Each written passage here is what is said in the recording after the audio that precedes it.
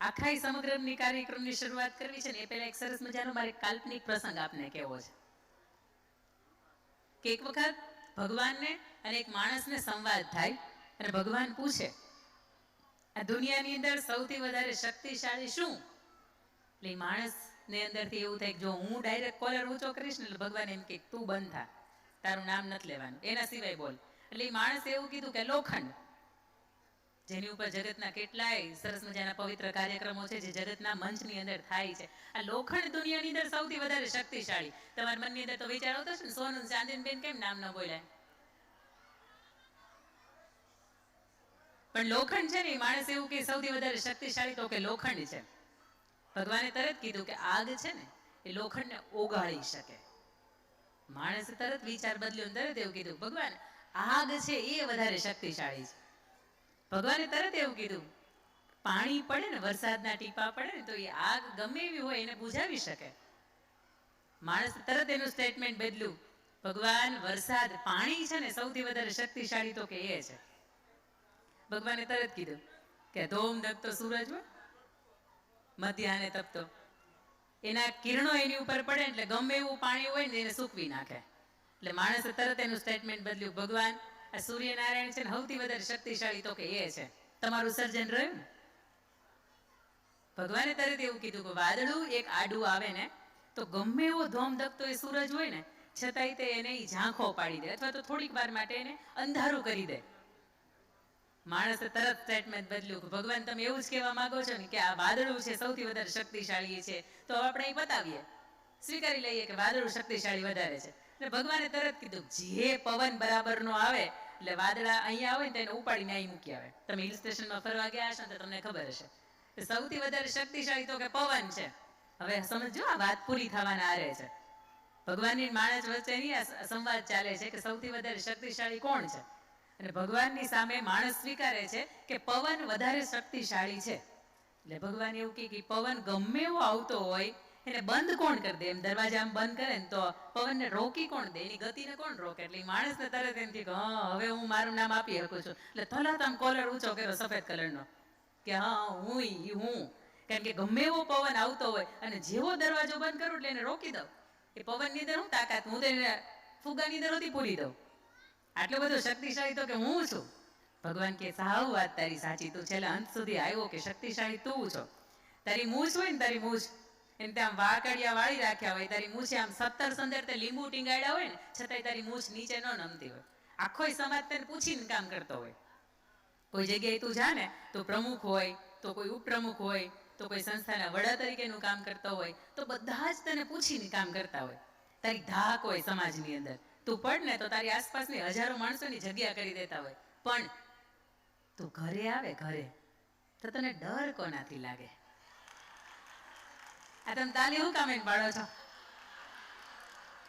હું તો આગળની કઈ વાત કરી જ નથી. તમે સમજી ગયા ને? હા. એટલે પછી ભગવાને એવું પૂછ્યું કે બોલો હવે શક્તિશાળી વધારે કોણ? શું એને કીધું? એ માણસે શું કીધું હશે? હા, બસ કાર્યક્રમ પૂરો.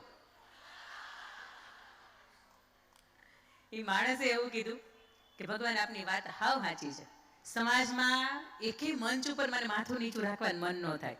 હું 56ની છાતીએ ચાલું, સમાજમાં હું ચાલું તો મારી જગ્યા થઈ જાય.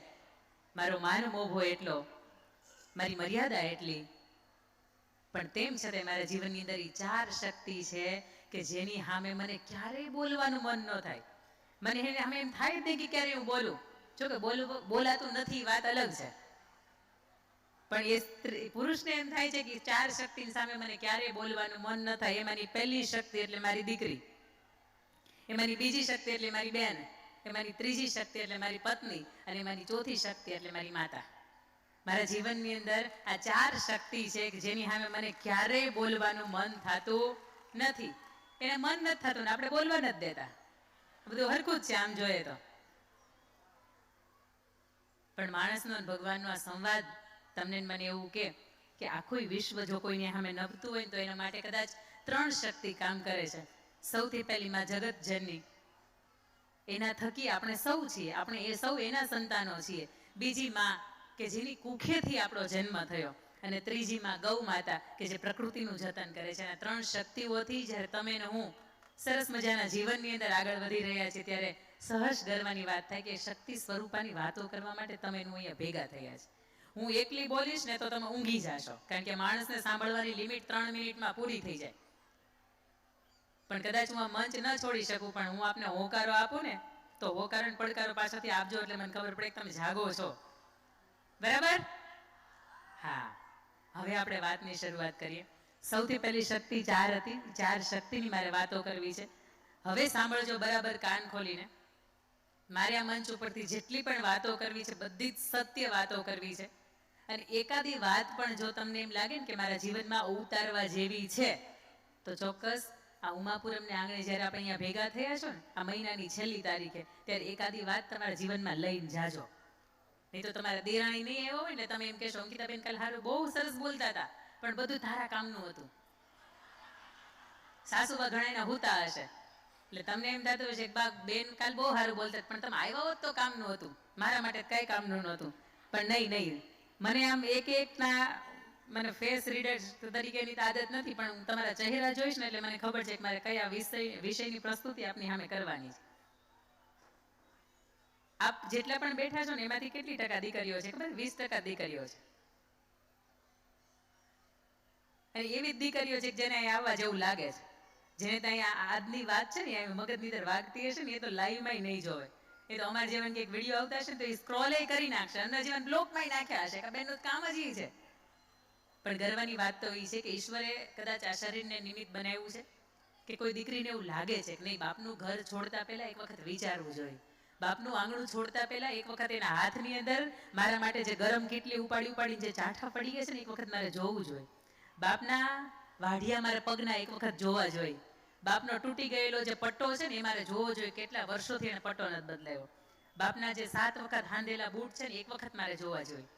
અને એક વખત એને જોવાનો વિચાર આવે છે, જે અટકી જાય છે ને ત્યારે એમ લાગે છે કે ઈશ્વર એ નિમિત્ત બનાવે છે, નિમિત્તનો બહુ આનંદ છે. સૌથી પહેલી આ 4 શક્તિઓની મારે વાત કરવી છે એ પહેલાની મારે થોડીક આપની વચ્ચે પૂર્વ સંધ્યાએ થોડીક વાતો મારે બાંધવી છે કે કાર્યક્રમ બહેનોનો હોય પણ બહુ ઓછા કાર્યક્રમો હોય કે એમાં એનો વિચાર બહેનોને આવે. બોલો, આપણો આ કાર્યક્રમ ને છતાંય તે આપણને ક્યારેય વિચાર નહીં હોય કે આપણે બહેનો માટેનો કાર્યક્રમ કરીએ. સૌથી પહેલા તો બહેનોના કાર્યક્રમ માટે આ ભાઈઓને વિચાર આવે છે ને આજના કાર્યક્રમ માટે એ ભાઈઓનો વધાવો કે આ વિચાર મને મારી બહેનો માટેનો કરવા માટેનો આવ્યો છે. ભાઈઓનું સંમેલન ન ગોઠવે ભાઈ, એને ભેગા તો હોય તે ભાઈઓનું સંમેલન ન ગોઠવે, છતાંય બહેનોના સંમેલન ગોઠવા છે. એટલા માટે કે એ લોકોને સવારે નીકળે ને ત્યારથી લઈને સાંજ સુધીમાં અરીસામ જોવાનું આવતું જ નથી. એ જોતા જ નથી કે આપણે કેવા લાગીએ છીએ, કેવા દેખાવું, આપણે ટાલ પડી ગઈ છે કે નથી પડી ગઈ, આપણે 2-5 વાળામાં સીધા છે કે નથી, આપણે બરાબર શેમ્પુ કર્યું છે કે નહીં, આપણે બરાબર પીનઅપ કર્યું છે કે નહીં, આપણું ડ્રેસઅપ બરોબર છે કે નહીં, કાંઈ નહીં. કડસલી પડી ગઈ હોય તો એને કાંઈ ફાયદો નથી, એને નુકસાની નથી. પણ સવારમાં ઉઠીને સાંજ સુધીમાં આપણે મહત્તમ સમય એમાં આપીએ છીએ કે હું લાગુ જ કેવી. અને એટલા માટે કદાચ આ બહેનોના કાર્યક્રમો કરવા પડે છે. મેં તમને કહ્યું એમ કે હમણાં નર તું નારાયણ, નારી તું નારાયણી, તો નર તું નારાયણ થાય ને. પણ આજ સુધીમાં પુરુષોના સંમેલન નથી જોયે. થાય કેના માટે કહે ખબર છે? સમાજની અંદર કોઈ એવો અન્યાય થયો હોય ને એના માટે ના થાય. સમાજની અંદર દીકરીઓના પ્રશ્નો હોય ને અમુક વધી ગયા હોય ને એના માટે ન થાય. પણ પુરુષો માત્ર મોજ મસ્તી આનંદ માટે ક્યારેય ભેગા નથી થતા, એને હંમેશા સ્ત્રી માટેનો વિચાર આવે છે. બીજી વાત કે આપ ચારે બાજુ નજર નાખજો, જ્યાં પુરુષો જ્યાં પણ ભાઈઓ બેઠા છે ને એની સામે, કે એનું આખું જીવન છે ને એ 4 કલરની અંદર પૂરું થઈ જાય. હંમેશા હું વાત કહું છું એટલા માટે તમને કંઈક થોડુંક એના પાસેથી પ્રેરણા મળે. એક તમને દેખાતો હશે સફેદ કલર, મંચ ઉપર જોવો જોઈએ, હું નથી જોતી પણ હું તમને દેખાઉં છું. બીજો બ્લેક કલર, ત્રીજો બ્લુ કલર અને ચોથો ગ્રે કલર. 4ની અંદર જય સીતારામ. અને આપણે અહીંયા બાદ તમારથી શરૂઆત કરીએ છેલ્લે સુધી કલરે કલર, કેવો કલર. આ રમીએ તો હવાર પડી જાય. બોલો હા કે ના? પણ તમને એમ થતું હશે કે મેકઅપ કરીએ તો બહુ હારે લાગીએ એમ, આપણે સજી જતી તૈયાર થાય તો હારે લાગીએ એમ. અને અહીં તમારે અહીંના મંચ ઉપર આવું હતું ને તોય તમે 10 વખત એવું વિચાર્યું હતું કે હું જેવા ડ્રેસઅપમાં જાઉં છું ને આવું ડ્રેસઅપમાં મને કોઈ બીજું દેખાવું ન જોઈએ. જે તળિયા પડ્યો તો ડ્રેસ, જેને 3 વર્ષથી તમે મૂકી રાખ્યો હતો, આજે એને તમે પહેરીને આવ્યા છો. અને એ મંચ ઉપર બેઠેલા લગભગ ભાઈઓ જેટલા પણ બેઠા છે ને એને તમે જોજો છે, એને કોઈને આવો વિચાર નથી આવતો કે હું જેવા કલરમાં જાઉં આવો કલરનો મનકો ખામે ભટકાય તો. પણ સવાર સુધીમાં, સવાર જાગો ત્યારથી લઈને સાંજ સુધીમાં દિનચર્યા શું ખબર છે? સવારમાં વહેલા ઉઠું, જાગવાનું, ડોરબેલ વાગે, દૂધ આવ્યું છે, દૂધ લેવાનું કામકાજ, બાળકોને ઉઠાડવાના, ટિફિન કરવાના, બાળકોને શાળાએ મોકલવાના, સવારના નાસ્તા બનાવવાના, ટિફિન ભરીને ભાઈને ટાટા બાય બાય સીયું કહેવાનું, મા બાપ ઘરને આંગણે તો એની વ્યવસ્થા કરવાની, ફરીથી 10-11 વાગી જાય, ફરીથી રસોઈ કરવાની, જમવાનું, વાસણ ઉટકવાના, બપોર 2 વાગ્યાથી લઈને 5 વાગ્યા સુધીમાં અડધી કલાક આને આપવાની. 1 મિનિટની અંદર તમે 38 વખત રીલ સ્ક્રોલ કરો છો. કેટલી વખત? જોતા તે કઈ નથી. ક્યાં હું સસ્તું ને સારું, એકની યાર એક ફ્રી ક્યાં મળે છે ને એ જ ખબર હોય. હવે તમે સમજો, તમે જોવો છો ને એનું એક પ્રત્યક્ષ ઉદાહરણ. સુરતની અંદર સૌથી વધારે હારામાં હારા ડ્રેસ ને કુર્તી ને સાડી કઈ દુકાનમાં મળતી છે? દુકાનનું નામ શું હશે? ફરીથી બોલજો. હા, જો મારી કોઈની એડવર્ટાઇઝ નથી કરવી, પણ મને ખબર છે. તમે બપોરે અને પાછા એ લોકો શું કહે ખબર? તમે 20 વ્યક્તિને શેર કરીને આવશો ને તો તમને આ 100 રૂપિયાનું ગિફ્ટ છે ને ફ્રી મળશે. અને આપણે મૂર્ખ્યા એટલા કે આપણે 20 ને 25 ને શેર કરીએ. એટલે જેનો વેત નથી ને ઘરે બેઠા બેઠા, જેની કમાણી માંડ માંડ પૂરી થાય છે ને ઘર, એને દિવસમાં હાંજમાં 10 બેનપણીઓની શેર કરતી એટલે તરત વિચાર આવશે કે આપણે લેવા જવું છે. ટકા છે ને આમને એમ નથી થઈ જતા. તમે જોયું છે પુરુષોને ટાલ સૌથી વધારે પડે છે. બોલો હા કે ના? બહેનો નથી પડતી, કારણ કે અમને ટેન્શન જ નથી બેન. કમાવાવાળા કમાયા કરે, વાપરવા વાળા, આ હું નથી બોલતી, તમે બોલો છો. પાછા તો એમ કે કમાવાવાળા કમાયા કરે, વાપરવા વાળા વાપરા કરે. થોડાક સહયોગી થાવ, સહયોગી. સહયોગ ના કરે કઈ નહીં, પણ ખાલી એટલું તો કહો કે મારી ભલે ને 20 બેનપણીઓ શેર કરી હોય, પણ હું મનથી બહુ મક્કમ છું કે એક વખત એનું આઈડી નહીં ખોલું, એની આઈડીની શરૂઆતની જરી ઓલી ઉપર લેટેસ્ટ રીલ્સ જે મૂકી હોય ને નહીં ખોલું, અને પછી હું